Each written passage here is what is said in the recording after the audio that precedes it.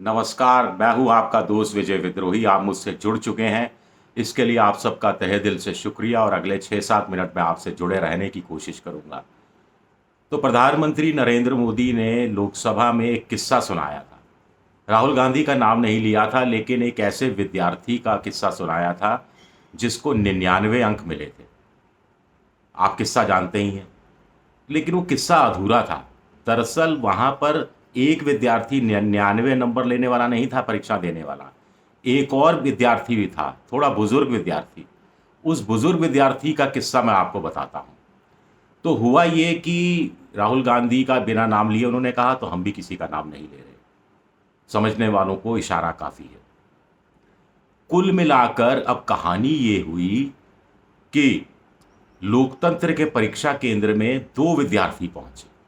एक विद्यार्थी जिसको 99 नंबर मिले 543 में से, जिसके बारे में मोदी जी ने बताया, लेकिन दूसरे विद्यार्थी के बारे में मोदी जी ने नहीं बताया। दरअसल जिस विद्यार्थी को 99 नंबर मिले, वो परेशान था। वो पिछली 2 बार से डबल डिजिट में आ रहा था। वो इस बार सोच रहा था कि हे ईश्वर, जैसे तैसे ट्रिपल डिजिट में आ जाऊं तो गनीमत हो, ताकि अगली परीक्षा में मैं फिर पासिंग मार्क तो कम से कम ले आऊं। पासिंग मार्क यानी 272। 543 का प्रश्न पत्र था, कुल अंक 543 थे।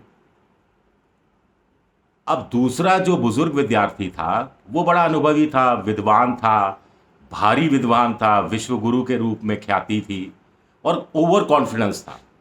आखिर भाई पिछली परीक्षा में 543 में से 303 नंबर आए थे। उससे पहले की परीक्षा में 543 में से 282 नंबर आए थे। तो इस बार वो जो बुजुर्ग विद्यार्थी गरजते हुए पहुंचा परीक्षा केंद्र में कि इस बार तो 400 पार नंबर लाने हैं। 400 पार यानी 85%। डिस्टिंक्शन होती है 75% पर, लेकिन सारे रिकॉर्ड तोड़ देने हैं। इस बार तो 400 पार तो लाने ही लाने हैं, इस उम्मीद में परीक्षा दी थी। लेकिन नंबर आए कुल मिलाकर कितने? 240। पासिंग मार्क कितना था? 272 का। अब आप इमेजिन कीजिए, 99 नंबर जिसके 543 में से आए वो फेल हुआ, 20-22% नंबर। लेकिन 543 में से जिसके 240 नंबर आए वो भी तो फेल हुआ, करीब 44% नंबर। 44% को क्या कहेंगे? पुअर सेकंड डिवीजन कहेंगे या गुड थर्ड डिवीजन कहेंगे। लेकिन फर्स्ट डिवीजन तो नहीं थी, पासिंग मार्क तो कतई नहीं थे, यानी फेल दोनों हुए। लेकिन माहौल ऐसा बना दिया गया कि जैसे 240 वाले को तो डिस्टिंक्शन आ गई हो और 99 वाला बुरी तरह से फिसड्डी साबित हुआ हो। ये लोकतंत्र की बड़ी दिलचस्प स्थिति है। इसी तरह मौसी के पास जीतने के बाद एक नेताजी पहुंचे और कहा, मौसी आशीर्वाद दीजिए, लगातार तीसरी बार रेस जीती है। मौसी ने कहा, अरे मेरी उम्र के बराबर हो मौसी कहते हो, खैर चलो फिर भी आशीर्वाद देती हूँ। तभी मौसी की नज़र 2 बैसाखियों पर पड़ी। वो कहा, अरे अकेले अपने दम पर रेस जीते हो या मौसी? रेस तो जीतना होता है, रेस तो जीतना मतलब जीतना होता है। अब कोई बैसाखी के साथ दौड़े या अकेले दौड़े। तो मौसी ने नसीहत दी कि बेटा, अब बैसाखियों का सहारा मिल गया है, तीसरी बार से बैसाखियों के सहारे रेस जीत गए हो, तो बैसाखियों को थामे रखना, अपने पैरों पर खड़े होने की अकड़ मत दिखाना। बैसाखियां गई तो गए, और अब बैसाखियां आपकी चाल तय करेंगी। आप अपनी चाल खुद तय नहीं कर पाएंगे। ये बड़ी नसीहत दी। अब पता नहीं नेताजी को वो नसीहत रास आ रही है, नहीं आ रही है।